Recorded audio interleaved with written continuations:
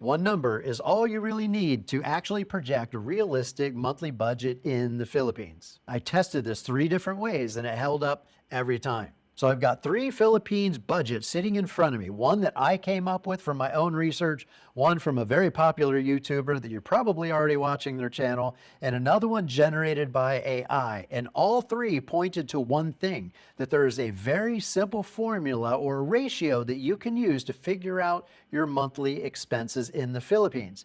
Now, most content creators try to come up with round numbers like $1,000 a month, $1,500 a month, $2,000 a month, kind of a good, better, best, but I don't think they're accurate enough and they don't help you come up with a realistic budget for your own lifestyle. So here's the thing to be aware of, and the thing that I've noticed, and no one's really talking about this. Your lifestyle expectations are reflected accurately by the amount of rent that you're going to pay and are willing to pay. And by that, I mean, if you are okay with a very small studio apartment, a no frills lifestyle, you're probably going to have no frills in your groceries and in transportation and other amenities and services. But if you require luxury, you're probably going to want a bigger apartment with a nicer view, a nicer overall lifestyle, and that means that's probably also going to reflect in your transportation, eating out, gym memberships, your grocery bill, etc. So by determining how much you need to spend to get yourself the lifestyle that you expect in a particular city in the Philippines, that then acts as a proxy to determine your monthly budget. So in analyzing those 3 different budgets, I realized they all honed in on the same ratio. And so the data proves this out. So let me show you what I found, and then I'll compare it against those 3 budgets so you can see that this works and you can use it to determine your future lifestyle costs in the Philippines. This should be really helpful, so watch to the end. So in the Philippines, your monthly rent is consistently 43 to 46% of your total monthly budget. Remember that. So for whatever you pay in rent, roughly double it. 2.1 to 2.3 is going to be your total monthly amount needed to afford you the lifestyle that your rent amount reflects.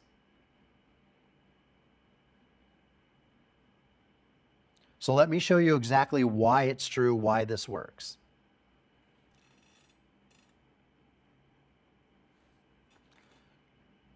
All right, so looking at this spreadsheet, a budget that I came up with, the rent is $490 and the total monthly expense is roughly $1,061 to $1,100. So rent was basically 46% of that total.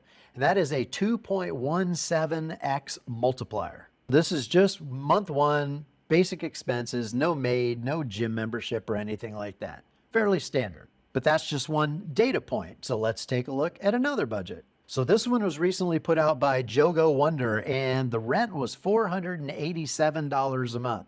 By the way, JoGo, if you're watching, shout out, you're crushing it, man, keep it up. But his total monthly expense was $1,060. So that is a 2.27 multiplier. Apply that 2.27 times the rent and you get the total monthly expenses. Joe has different lifestyle, different spending habits. He's spending a lot more on groceries and dining out and doing it with his ex-girlfriend and doesn't have any major medical expenses yet. But still, that multiplier held up. Now let's look at the budget that AI came out with. I asked Grok, which is a popular AI, to come up with a very realistic $1,500 a month budget in the Philippines. And it came up, when you look at the rent versus the total, a 2.27 multiplier. So that is 3 data sources that were not coordinated in any way. My research, JoGo Wonders research, and AI's research. And they all came up with a rough 2.27 multiplier on the rent to determine the total. So the formula or the ratio that I want you guys to start using is 2.33. That leaves just a little bit of padding for extra expenses like a cleaning service or water delivery or a gym membership. So how you use this 2.33 multiplier is for wherever you're considering retiring to in the Philippines. Let's just say for simplicity, it's Cebu City, although in a recent video I posted, which I'll link to above, Cebu City did not rate very well, and honestly, I don't really recommend it for most American expats. I don't think they'll like it. But let's say you're retiring in Cebu. Hop online and look at studios or condos or houses, whatever you want, but find a place that when you see it, you'll say, ah, yeah, that meets my needs. That looks great. I think I could be happy there. So if that's a furnished studio in a high-rise condo, great. If that's a 2-bedroom house a little further outside of town, that's great. But figure out how much you would need to spend on rent for a house that you like, and then just simply multiply that by 2.33. That will tell you how much you're going to spend every month. And then if you want the annual number, just multiply that by 12, and that's how much money that you will burn through every year living in the Philippines. Some months slightly more, some months slightly less, but over time that should bear out because the data tells us that it will. So for a couple of examples, if you're finding a place that you like for only $350 a month, you're probably going to spend about $815, which is actually really affordable. If you spend closer to $500 a month on rent, you're going to need about $1,165. And if you spend $750, your total is going to be $1,750.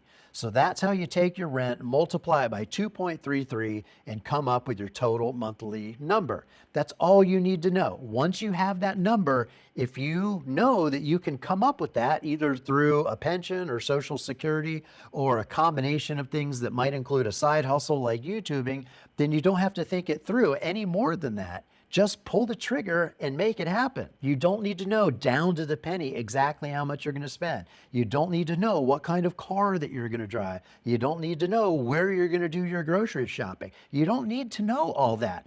Knowing the monthly nut that you need to cover is the single biggest obstacle or fear that men have when it comes to retiring in the Philippines. So have fun looking at rents online on Facebook groups. I'll include a couple of links in the description, but go look at those units, look at how much they cost, and then multiply by 2.33, and that's pretty much all you need to know. If you can afford that number, you're ready to pull the trigger and retire to the Philippines. So I want you to stop agonizing over having the perfect spreadsheet or knowing all the details. I want you to pull the trigger and start planning your move.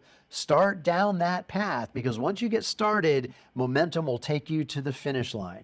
So if this idea of not having enough money is the thing that's been holding you back, well, once you know your rent, you'll know how much money you'll need. And if you have that, you can start moving forward. So I hope that simple 2.33 rule was helpful, and I'll see you in the next video. So long.